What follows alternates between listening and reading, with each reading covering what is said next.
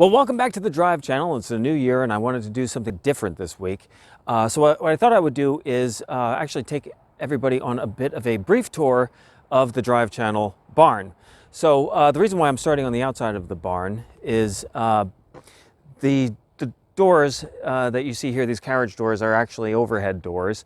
You've probably seen them go up in a few of my videos, and I actually built these myself. One of the easiest things that you can do is build a garage door because it just comes in 4 sections here, and you just build one section at a time. And in terms of the mechanics of it, the rails and the rollers and that, it's so easy that it's really astonishing. I've never actually had a problem with any of the ones that I've built, and they've been around for about 15 years now. So the only thing that I have now is that we're getting a little bit of rot down below. It's been, like I said, it's been about 15 years, so this bottom piece might need to be replaced very soon. But let's go inside and I'll talk a little bit more about the structure and about the age of it, and some of the things that I did. And I'll also include some pictures of what it looked like when I first moved in.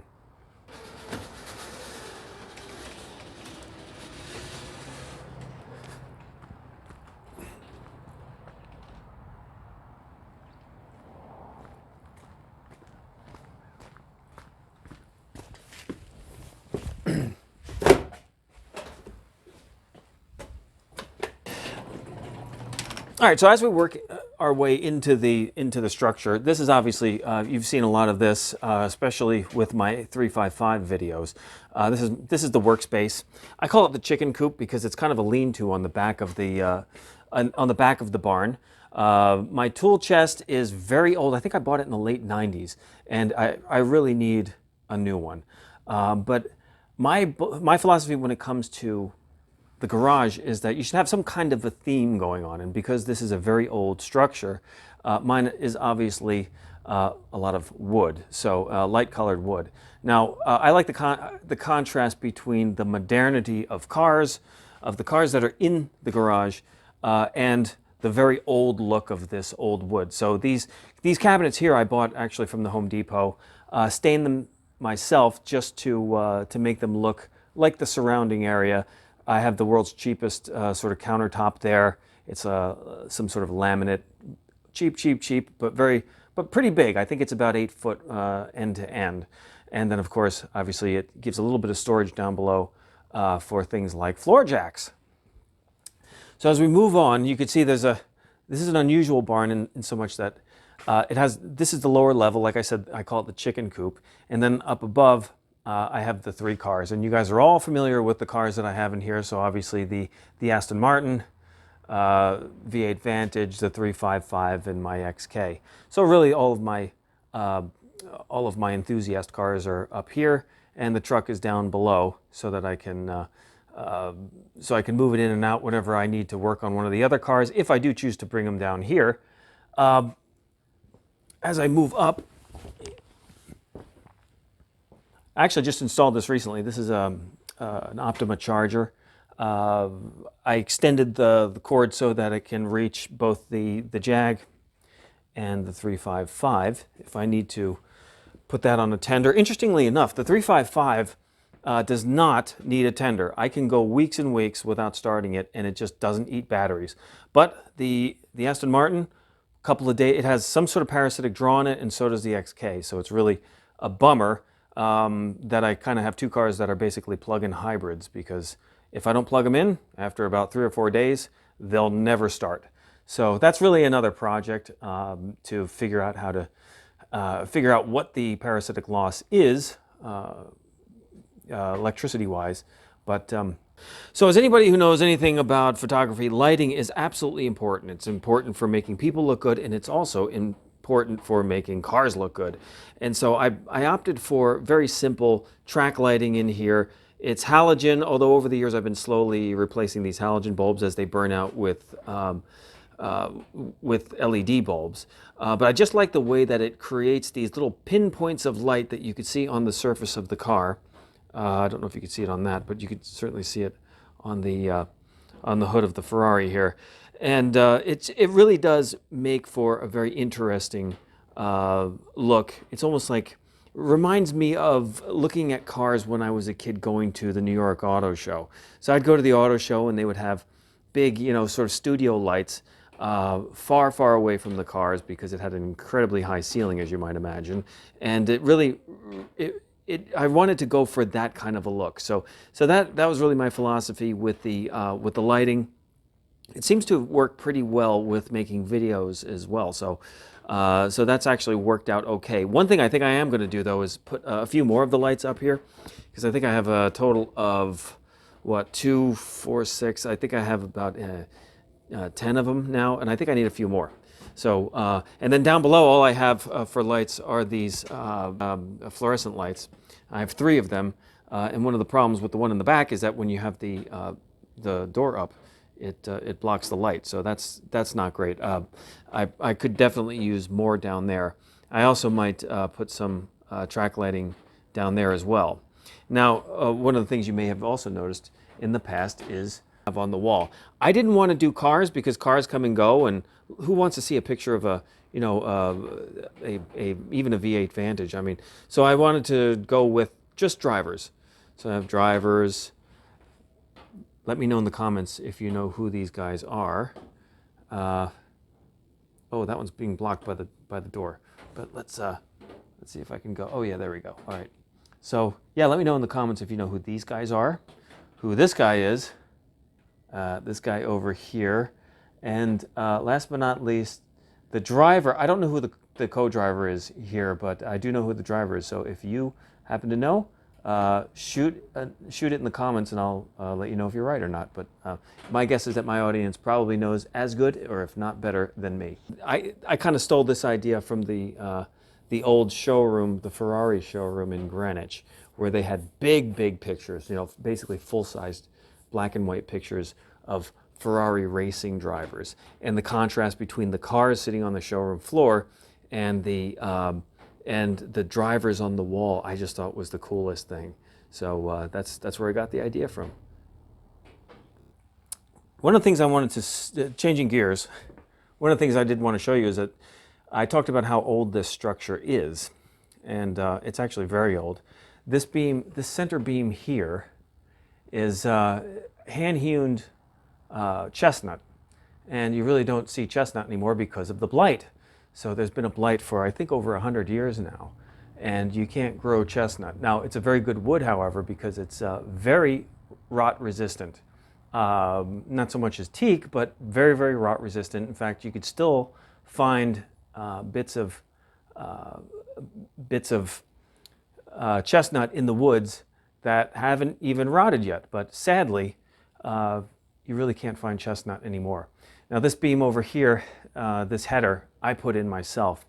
And there used to be a part that came straight down. I had to get rid of that, and you could actually see where I sawed it off. Now, the reason why I had to get rid of that is because if there was a beam that came straight down, it would be in the way of the hood of whatever car is parked here. So the best I could do is maybe have like a Mini Cooper or something like that. So that was not going to fly.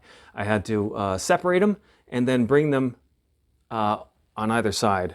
And as you can see, I also use pressure treated, because you should always use pressure treated if you can. Likewise, I had to do the same in the back. So there was a beam that went straight down the center, and when I first moved here, there was a door on one side and there was a door on the other side, and they were old-fashioned barn doors that would slide back and forth, which was not particularly exciting when they would freeze to the ground.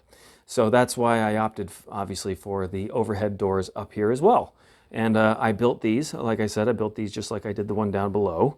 And it worked out pretty well, because a garage door that's custom made goes for something like $5,000 now.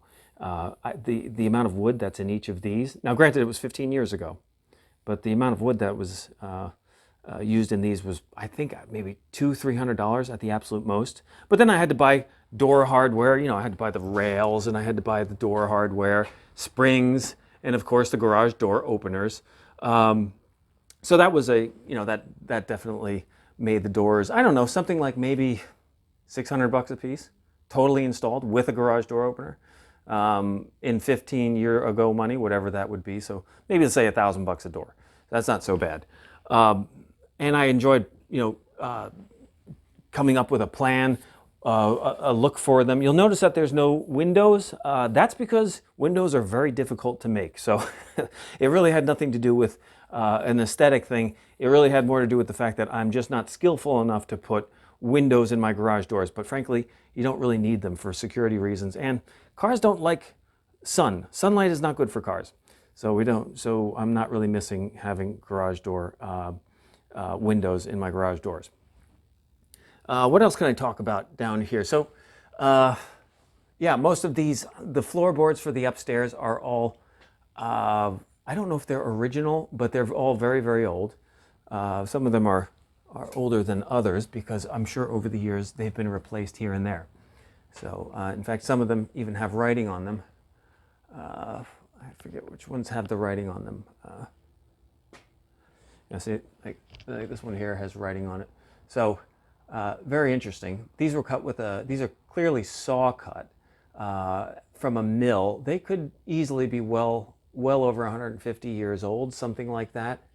Hard to tell. But these, I believe this is also chestnut here for the floorboards upstairs. So let's move upstairs. By the way, this is the under tray for the 355. It's such a big tray that this is the only place that I can put it. I've left it off the car for now because I still need to get under there for this and that. And this also has a little bit of fiberglass work that needs to be done before I put it back on the car. So it's not quite there yet. Frankly, it only works above 100 miles an hour or so, and I'm just driving the car around town these days. So not a big loss at the moment, but it will go back on eventually. So let's take a walk upstairs. So we'll go up into the workshop area, and of course, being a New Englander, these are my chainsaws. You need a big one, you need a little one, and maybe an in-between one. So anyone who lives in New England knows how to work a chainsaw. I keep my storage for winter tires. Now you might say, hey, it's winter now. Why aren't your tires on? Well, it's been a mild winter so far, and frankly, I'm not thrilled with the studs on these tires. I think it's over the top. They damaged the garage floor, and that was a mistake. So one of the things I may do someday, but it's really, really a pain. You can actually take these out. You can dig them out if you really have the patience, and I just don't have the patience right now. So here is I'm not sure what the exact size of, I think the whole barn is a little over 1,100 square feet, so it's not very big. But here's one of my workbenches. I have a grinder on there. I have my vise on there. A lot of tools strewn about. Air compressor. Air compressors are very important. I recommend everybody get one. And that, believe it or not, is my pressure washer. I may have run it over with a car, but who knows? Actually, I did run it over with the car by accident, and amazingly, it survived, but it doesn't look great nowadays. So up here, interesting sign. This Porsche sign was actually hanging over a dealership in Fairfield, Connecticut, a real Porsche dealership for many, many years. I just happened to be working for them in the late 90s when they were going to throw it out, and I said, no, you're not. So I actually put this thing in the trunk of my, no, it didn't fit in the trunk of my 911. I put it in the back seat, kind of wedged it in the back seat of the 911 and drove it home because I didn't want to bring a different car the next day. I was afraid that they would just change their mind or someone else would take it. So I said, all right, I got to take it home today. So I've had this official real life Porsche sign for many, many years. I don't have it up right now because I don't really have any Porsches to display. This is a poster. Another thing that I should really hang up, but what makes it significant, makes it interesting, is that it's actually signed. I have this signed by David Piper, famous 917 driver, and among other things, Luigi Chinetti Jr., so Luigi Chinetti, the famous Luigi Chinetti's son, also known as Coco, and Skip Barber. So I have three people who signed this thing. That's why it's really important that I hang on to it. I actually had this in an office that I occupied for one of my jobs once. I brought it in, and this was actually over just behind my desk. What else? What else? Golf clubs that I don't play. That was a gift, but I have them anyway. The welder that I bought for doing the pedals on the 355, and that's pretty much it. All of this, the window, all of this siding was replaced by myself when I first moved onto this property. Now, the house that's associated with this property is actually 300 years old, or just under 300 years. 1730 is when it was built. So very, very old. And the barn, we think, is about the same age, give or take. So the rafters, a lot of everything above probably have been replaced at some point.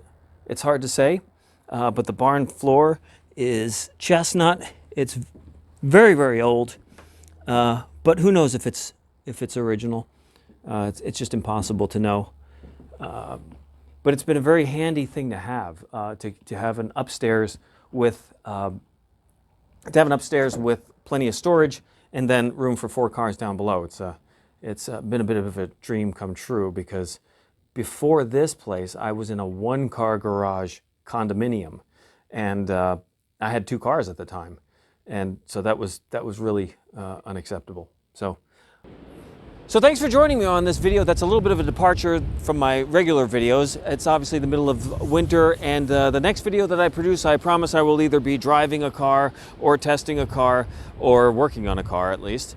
And so I look forward to some more videos in the new year, and we're almost at 1,000 subscribers. So if you can, subscribe if you haven't done already, because we're right there, close to 1,000, and I don't know, that would be a bit of a milestone for 2024. So thanks again for joining, and I'll see you in the next video.